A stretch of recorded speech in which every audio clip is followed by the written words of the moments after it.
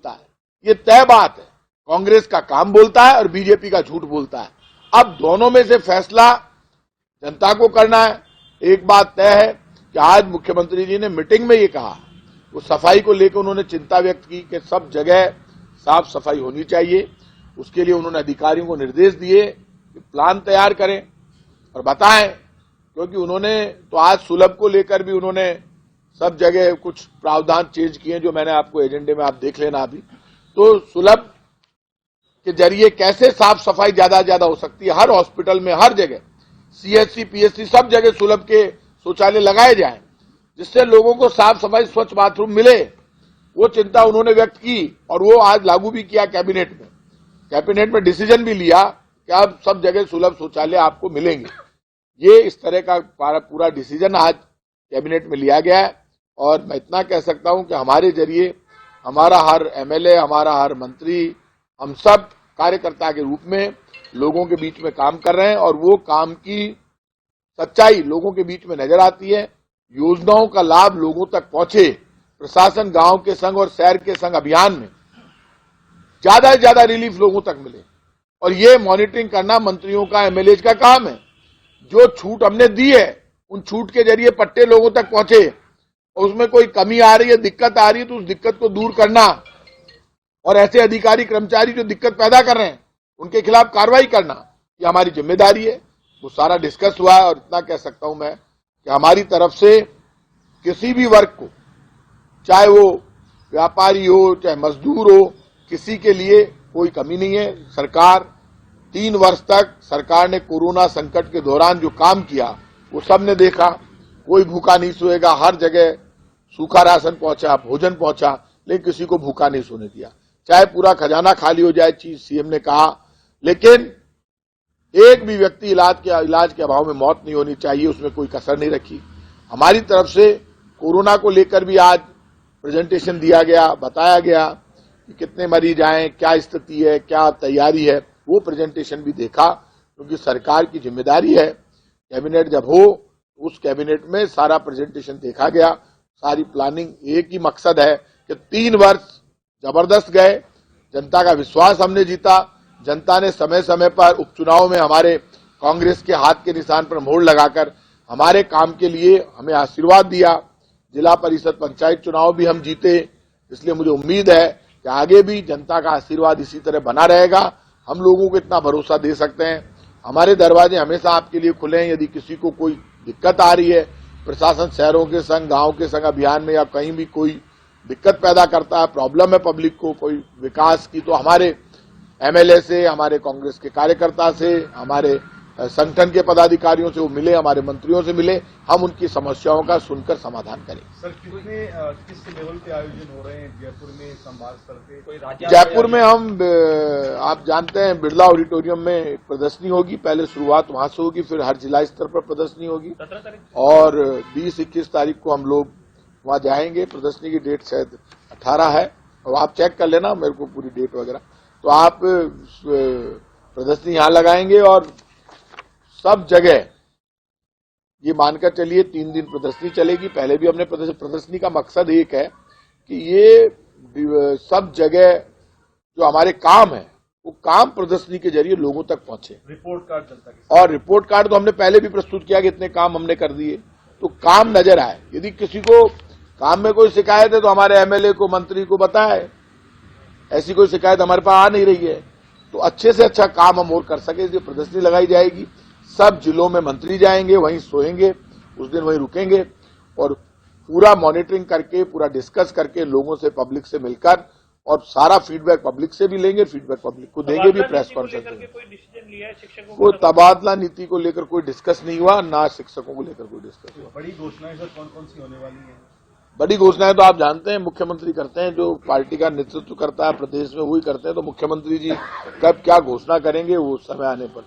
Corona को लेकर भी कोई चर्चा हो रही है? कोरोना को लेकर मिस्टर विभो गलारिया ने पूरा प्रेजेंटेशन रखा, बताया कि इतने वैक्सीन हो चुके हैं। मैं लोगों से अपील करूंगा आप सबके जरिए, सेकेंड डोज बहुत कम लोगों ने लगवाई है, सावधान हो जाओ। ये कोरोना इसलिए बचे हुए हो क्योंकि फर्स्ट डोज 95% लोगों ने लगवा ली है, सेकेंड भी काफी लोगों ने लगवाई है।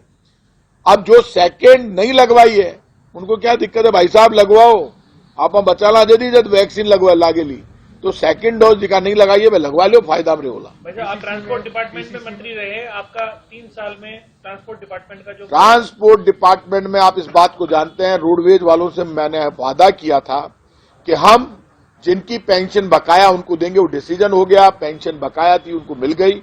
7वां वेतनमान लागू करने की जब मैं मंत्री था तब मैंने घोषणा की थी, वो फाइनेंस डिपार्टमेंट में आपको पता है पेंडिंग है। आज मुख्यमंत्री जी कभी भी उसकी घोषणा कर देंगे। तभी मैंने कह दिया था कि 7वां वेतनमान हम देंगे, मैं अनाउंस कर चुका हूं आपके सामने। तो 7वां वेतनमान तो रोडवेज को भी जब मिलेगा और बाकी डिपार्टमेंटों को भी लेकर फाइनेंस डिपार्टमेंट तैयारी कर रहा है। इसकी घोषणा मुख्यमंत्री जी करेंगे सही समय पर। तो 7वें वेतनमान का निर्णय तो हम पहले ले चुके हैं, राजस्थान रोडवेज पहले ही ले चुका हूं। मैं जब मंत्री था तब मैंने घोषणा कर दी थी कि 7वां वेतनमान मिलेगा। तो 7वां वेतनमान फाइनेंस डिपार्टमेंट में मुख्यमंत्री जी ने पहले ही कह दिया था अशोक गहलोत जी ने कि भाई इसकी तैयारी कर लो, कैसे हम दे सकते हैं। तो उन्होंने कहा था बाकी और भी है, तो बाकी जो डिपार्टमेंट रोडवेज के जैसे हैं, निगम बोर्ड है, तो इनको मिलेगा तो उनको भी मिलेगा। तो वो तैयारी हमारी चल रही है। तो 7वां वेतनमान तो देंगे ही। सर महंगाई एक बड़ा इशू, क्या कुछ महंगाई बहुत बड़ा इश्यू है। आज मुख्यमंत्री जी का सब मंत्रियों ने माला पहनाकर स्वागत किया, क्योंकि मुख्यमंत्री जी के नेतृत्व में एक बहुत जबरदस्त सफल रैली हुई। रैली का पूरे देश में संदेश गया। संदेश के जरिए एक बात स्पष्ट हो गई कि मोदी सरकार के अंत का कारण कोई बनेगी तो महंगाई बनेगी। महंगाई हटाओ रैली को लेकर जो समर्थन जनता का मिल रहा है, जनता एक एक घर में बीजेपी सरकार को रोज गालियां देती है। बीजेपी के नेता जो बड़ी बड़ी बातें करते हैं, पहले ये किसान आंदोलन में यही कह रहे थे कि साहब हम तो है ना, जो कुछ भी हो जाए लेकिन हम किसानों से कोई बात नहीं करेंगे। किसान गलत आंदोलन कर रहे हैं, किसान तो आतंकवादी है, किसान तो खालिस्तानी है, किसान लाल किले में घुस गए, कौन होते हैं। बाद में माफी मांगी किसानों से। और महंगाई हटाओ रैली के लिए कह रहा हूं, पेट्रोल डीजल महंगा इन्होंने किया, हमारे टाइम पे सस्ता था, ये झूठ बोलते हैं। सरदार मनमोहन सिंह जी के टाइम पर जितने केंद्र के टैक्स थे उतने लगा दो, आज 60 और 59 रुपए पर डीजल पेट्रोल आ जाएगा। और मनमोहन सिंह जी के टाइम पे क्रूड ऑयल अंतर्राष्ट्रीय मार्केट में महंगा था, $111 प्रति बैरल था, और आज तो मैंने सुना $75 $76 प्रति बैरल है। तो आप तो एक्साइज ड्यूटी हटा लो तो आज सस्ता हो जाएगा। गैस सिलेंडर की सब्सिडी आपने खत्म कर दी। महंगाई हटाओ रैली जबरदस्त सफल हुई, और उसकी सफलता से ये बीजेपी डरी हुई है, इनके नेता मायूस है। बीजेपी के लोग, हमने उनसे ज्यादा जयपुर की सड़कों पर प्रदर्शन किए हैं केंद्र सरकार के खिलाफ। हमारे जितने प्रदर्शन ही नहीं कर पाए वो, हमारी जितनी भीड़ नहीं जुटा पाए। हमने 4 बड़ी रैलियां कर दी, 2 तो विद्याधर स्टेडियम में कर दी, एक अल्बर्ट हॉल पे कर दी, और सब जगह लगातार और एक यहां पे यूनिवर्सिटी के सामने कर दी। 4 बड़ी रैलियां में लाखों लोग शामिल हुए। भारतीय जनता पार्टी के लोग सिर्फ फेंकते ही फेंकते हैं, एक भी रैली नहीं कर पाए। बातें करा लो बड़ी बड़ी, काई को नहीं आनी जानी। जन आक्रोश रैली निकाल रहे हैं भाजपा वाले। आप जन आक्रोश रैली कहां से निकालेगी? जन आक्रोश तो बीजेपी के खिलाफ जनता में जबरदस्त जन आक्रोश है। बीजेपी के लोगों शर्म करो, काला मुंह कराते हुए तुम्हें शर्म नहीं आती? जनता कह रही आक्रोश तो हमें, बीजेपी के खिलाफ आक्रोश है जनता में। और बीजेपी के लोग ये जो नाटक कर रहे हैं ना, जन आक्रोश रैली, सही कर रहे हैं। जनता में आक्रोश है बीजेपी के खिलाफ। पेट्रोल डीजल गैस सिलेंडर की महंगाई को लेकर, खाने पीने की वस्तुओं को लेकर, लोग बेरोजगारी से आत्महत्या कर रहे हैं। केंद्र सरकार की नीतियों के कारण पूरे देश के हालात खराब है। ये जन आक्रोश जनता में बीजेपी के खिलाफ है, जो नजर आ रहा है उपचुनाव में। फिर भी बीजेपी आंख पे पट्टी बांधकर नाटक कर रही है, जिलों में जाकर अपनी फ्रस्ट्रेशन मिटा रही है। कितनी फ्रस्ट्रेशन मिटा लो, जन आक्रोश जनता का बीजेपी के खिलाफ है। और बीजेपी वालों में दम है तो केंद्र सरकार के काम गिना दे, हम हमारे बता देते हैं। हम काम में आ गए, हम जन कल्याण में आ गए। हमने जो कहा वो करके दिखाया, बीजेपी ने जो कहा उसका उल्टा किया। बीजेपी से लोग बहुत आक्रोशित है। जनता में आक्रोश बीजेपी के खिलाफ है, क्योंकि बीजेपी काम नहीं करती है, सिर्फ बातें करती है। राजेंद्र राठौड़ धौलपुर गए हैं भाई साहब खिलाफ जन आक्रोश रैली करने के लिए। धौलपुर गए हैं। अब देखिए, वो ये धौलपुर चले जाएं, कहीं और चले जाएं, उससे क्या फर्क पड़ता है? इनका घर बिखरा हुआ है। बिखरे हुए घर को जब इनके इतने बड़े नेता अमित शाह जी आकर नहीं समेट पाए, अब ये जो आक्रोश इनका आपस में चल रहा है, ये आक्रोश भड़केगा तो बीजेपी को एक तरफ तो जनता का आक्रोश सहन करना पड़ेगा, और एक आपस में इनका जो आक्रोश है ये बीजेपी को समाप्त कर देगा। बिखर गई बीजेपी, इनका बिखराव रुकने वाला नहीं है। अब जेपी नड्डा जी के आने की मैंने अखबार में खबर देखी। किसी को भी बुला लो बीजेपी के लोगों, जब तक झूठ फरेब और धोखे की राजनीति आप लोग बंद नहीं करोगे, तब तक लोग आपको माफ नहीं करेंगे। झूठ बोलना बंद करो, सही बयान दो, अपना काम बताओ। बीजेपी अभी इनके अंदर खाने बहुत जबरदस्त वॉर चल रहा है, भाग रहे हैं कोई इधर से उधर डिस्ट्रिक्ट में, वहां सम्मेलन कर दूं, मैं नेता बन जाऊं, मैं बन जाऊं। बनिए, लेकिन सच तो बोलिए, कुछ करके तो दिखाइए। और ये जो यहां पे आप बताओ, राजधानी से सरकार चलती है, राजधानी में ये कुछ कर नहीं पा रहे। मैंने कोई इनका आंदोलन देखा नहीं।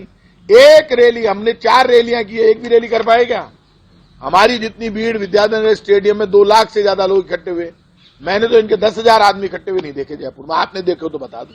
2-2.5 हजार लोग जब अमित शाह जी आए थे तब इनके इकट्ठे हुए थे। लेकिन बीजेपी का मामला खत्म है, लोगों का विश्वास भी टूट गया और बीजेपी का ग्लैमर भी इसलिए खत्म हो गया कि लोग परेशान हो गए बीजेपी से। सर, महेंद्रजीत सिंह मालवीय के बेटे की शादी में फायरिंग की गई, बंदूकें लहराई गई, कैबिनेट मंत्री भी है, तो इसको कैसे देखते हैं, क्या कुछ कहेंगे? देखिए, ये मामला मैंने अखबार में देखा, लेकिन महेंद्रजीत सिंह जी मालवीय साहब यहीं पर है, आपको उनसे बात कर लेनी चाहिए। सर, ओवैसी की पार्टी आ रही है राजस्थान में, उसको लेके बड़ी चर्चाएं हैं। आपको लगता है कांग्रेस को कोई नुकसान है अगर वो आती है तो? आप एक बात तय कर लेना, इस देश का वोटर बहुत समझदार है।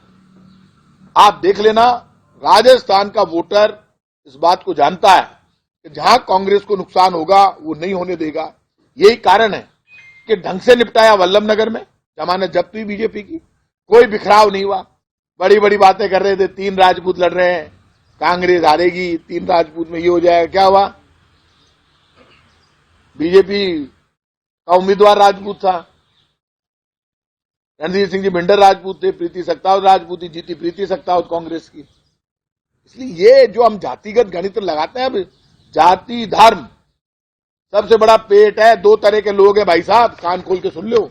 एक आदमी वो है जो सुबह उठता है, अपने बच्चों के पेट की तरफ देखता है, खुद के पेट की तरफ देखता है कि आज मुझे पेट भरना है, सुबह भागता है, रात तक भागता है।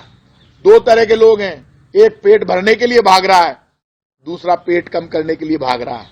आपकी हमारी सबकी चिंता एक होनी चाहिए, कांग्रेस हो चाहे बीजेपी हो, कि जो पेट भरने के लिए भाग रहा है उसकी चिंता करें। उसी चिंता के लिए कांग्रेस फूड खाद्य सुरक्षा गारंटी कानून लेकर आई। भूख से बड़ा कोई दर्द नहीं है।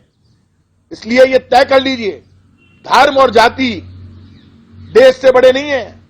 सबसे पहले भारत है, सबसे पहले तिरंगा आन बान शान का प्रतीक है। जब भी भारत पर कोई बात आती है सब खड़े हो जाते हैं, कभी पार्टियों में बढ़ जाते हैं, कभी धर्म पर, कभी जाति पर। ये बंटवारे की बात बीजेपी सोचती है, क्योंकि बीजेपी के साथ जो आरएसएस खड़ा है वो 10 दिन पहले नाटक करने के लिए निकलता है, घरों पर जाकर कहता है वोटर के जाकर।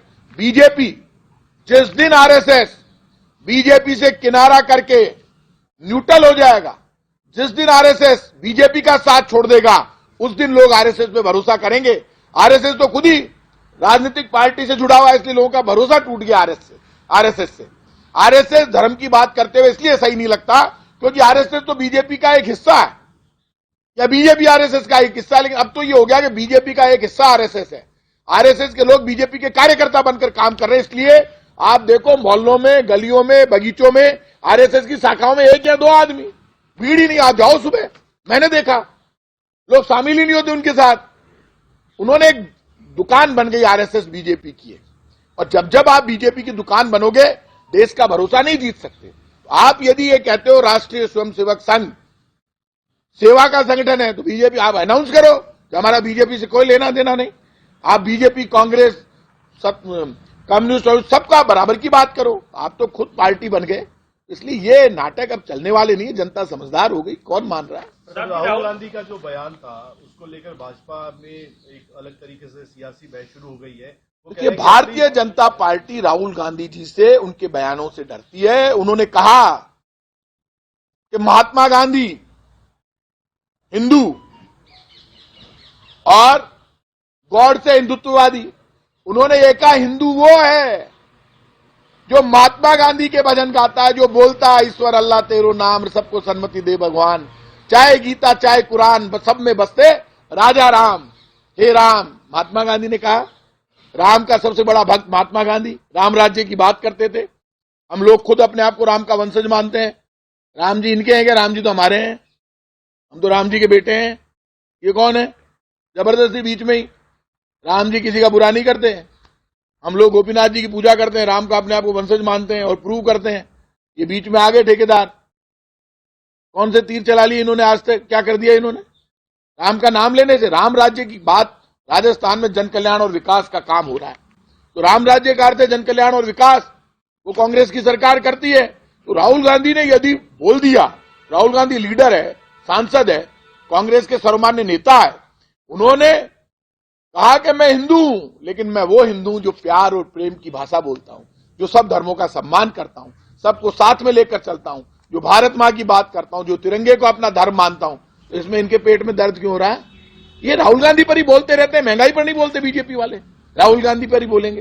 अरे महंगाई पर ही बोल दो भाई साहब। प्रताप जी, राहुल जी ने अडानी और पूंजीपतियों को लेकर केंद्र सरकार पर निशाना साधा कि उनको फायदा पहुंचा रहे हैं। राजस्थान सरकार भी अडानी के साथ में एक करार अभी किया है, एमओयू किया है मुंबई में, शकुंतला रावत आपकी मंत्री गई थी, और 4000 हेक्टेयर जो जमीन है वो दी।